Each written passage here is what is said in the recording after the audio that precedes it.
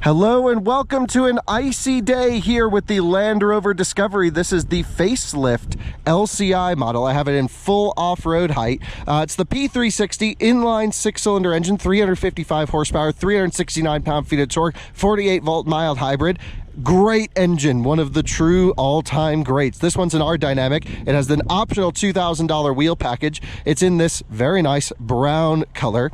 And overall, it's a great 7-passenger, do everything you want with your family SUV. Now, this isn't going to be our full review, but I do think it's important to show you around the car. Forgive some of the wind noise here. You can see quite a large amount of trunk space. And then if I pull this little switch, the third row will automatically come up. Really nice. $300 option. I think that's well worth it. But then when the third row is up, there's like no room here, so I don't know what's up with that, but it has less room than a Miata, 9 cubic feet behind here. Some nice tricks. You can raise and lower the car, so if I hit this, you'll see the suspension dropping, and that's so my dog can get in easier. Love that you can adjust the rear air height here. Some other cars you can too. Really great feature, I think. Styling wise is great, especially for the facelift model. Not digging the off-center license plate. I have in Discoveries in the past, LR3, LR4, for example. They just didn't commit to it with the rear window in the 5th generation Discovery. Towing, 8,200 pounds. Insane. Really good. Back seat. This is what all matters. Really good back seat. I don't like this electrically adjustable rear seat situation. You gotta like put it up like this. That hits. Your car seat won't fit. Then you gotta like muscle it forwards. Pretty poor designed second row, I have to say. I like these second row seats where you can keep the child seat in place to get into the third row. USB-Cs, USB-As, 10 USB ports in total. They're just absolutely everywhere, even for third row passengers, which is great. Let's get out of the wind and cold and into this Discovery. We're gonna hit normal height for driving. Seatbelt on. Cold day for sure. There is terrain response on this car. No sporty settings, so we're just gonna leave it in comfort. Push this in. Interesting, 3 little buttons here. The EV one is grayed out, which means there's probably a plug-in hybrid coming, or there might already be one for sale in other markets, not in ours. So let's head out and go for a drive. By the way, engine and transmission combo, this is the highlight of this car for me. One of the best pairings for a vehicle ever in existence, I think. We're not going to do any hardcore shredding, just cruising around. I actually have to run to the office really quick, so just commute in with me, if you will. Everything's up to temperature, so we'll just give it a beans if you don't mind. We'll just come to a stop and launch it. I knock the shifter into S, left foot hard on the brake, flooring it with the right. Off we go. Brakes couldn't even hold it there. Revs all the way out. Sounds awesome. That is just a fantastic powertrain right there. Plenty of power. Interestingly, a very similar engine to what you get in the Defender. In that configuration makes 395 horsepower. This is 355, 360 PS versus 400 PS. And that's where you get the P360 trim on this one coming from the PS number, not the HP number. Anyway, nearest makes no difference. What's up with that? I don't know. Give me the 400 horsepower tune. Anyway, I think this engine's fine. It gets plenty of get up and go. It's an R-Dynamic, so I have these paddle shifters. There's so many settings in this new infotainment system, so you can even set the paddle shifters to not operate in drive and only in S mode. Here I've set them to operate anytime, which is great. You can always just hold the right paddle to get back to drive. Wonderful steering wheel straight out of the Defender. Almost doesn't fit the character of the car that well because it's so chunky and meaty, so it's quite interesting to see this giant steering wheel on this sort of luxury Defender, if you will. Man, does it just sound good. I can't get enough of this engine. Really is one of the all-time greats. They figured out how to make an inline 6 smoother than a BMW inline 6. In terms of spec, because there's so many options and configurations, this is an R-Dynamic S, which means it's like the base model with the sporty stuff. It's 72 grand as tested. Forgive some of the audio on this video. I don't have my normal binaural headphones in, so you'll hear popping and some other things come through, and I apologize, but it is what it is. Really, really, really interesting spec. I wouldn't spec mine this way. I would have to add another $5,000 worth of stuff. First of all, this has the upgraded Meridian sound system, which isn't great. It's very muddy in the mid bass tones. It kind of meddles together, and we've tried tons of settings, tons of songs. Not impressed. The first time I've not been impressed with a Meridian sound system. And I wish you could get the really good one from the Range Rover in here. There is this cool little secret compartment. Ooh, pretty nice. This screen looks like it should tilt, and I believe it does. I don't actually know. I haven't figured out how to do it, and I'm sure I could ask someone, but either way, not a big deal. It's at a really nice angle, really good high fidelity screen, if you will, really good pixel count, beautiful infotainment. Not enough good things to say about this entire system. It really is snappy, wonderful, works as designed, and I absolutely love this system. Huge upgrade from Land Rovers in the past. No secret, I'm a Land Rover guy. I've owned them, I love them, and I am an enthusiast of off-roading and Land Rovers in general, and this is no exception. This thing truly is great. What should we talk about? Well, I just want to mention engine transmission combo really quick. When you drive this car gently, even in sport mode, the car is just chill, which is nice. As soon as you go foot down, then it starts to be like, oh, you actually want to drive hard, rip shifts, and then holds up at high RPM. The car is going to be like, oh, was that just a quick acceleration? Now you're going to go back to cruising. Give it a second. It'll just drop the revs all the way back down. I'm going to put it back in drive.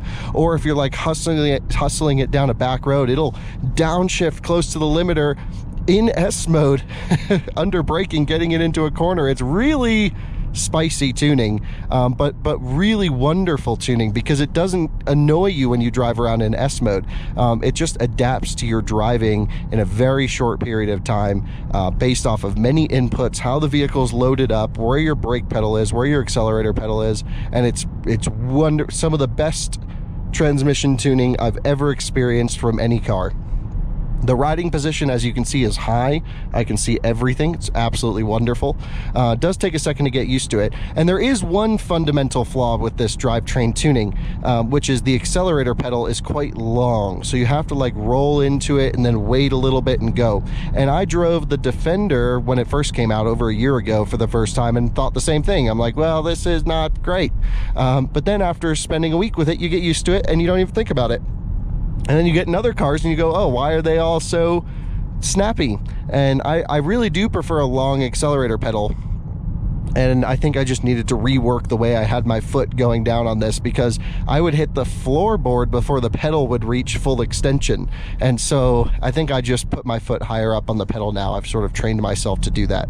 There are a couple issues here other than that, the first being the driver assistance available on this vehicle. Even after a mid-cycle refresh, you cannot get active lane centering in the Defender. And if you can, I truly apologize, but I don't believe it's possible. Ooh, ST, ripping it. And it's actually like a 20 zone here, dude. 25 zone. We're going pretty fast. So you get this lane departure thing where if I hit a line here, you'll see the vehicle will actually push me back in. I'm not doing that. So that's nice. But if it can already see the lanes and it can already steer the wheel, and there's already technology that Land Rover uses in their Range Rover model, just keep the damn thing in the center of the lane. This is a road tripper. Just do the boring stuff and I'll touch and monitor the car, whatever I need to do. That's quite aggravating. Also, what's quite aggravating is this one is, like I said, a very mildly spec'd example. And when you push in to adjust your heated seats on this knob, you can go to the right and it looks like you have cooled seats, but it doesn't. And it just makes you feel like you didn't buy the good one, which you didn't. So buy the good one so you don't feel bad and Land Rover doesn't taunt you every time you hit your seat temperature adjustments. Overall, though, I'm a huge fan of this vehicle. It's surprising because I think this car falls under the radar for a lot of people. They go for the X5 or a Tahoe or, you know, Yukon or something like this. And really, this is arguably a better driver. Not only is it insanely dynamic on a back road, this is a very naturally balanced car. It loves to be driven hard. That's the biggest surprise here, is this is an off-roader, but the JLR chassis guys are insane. So like, it really hustles.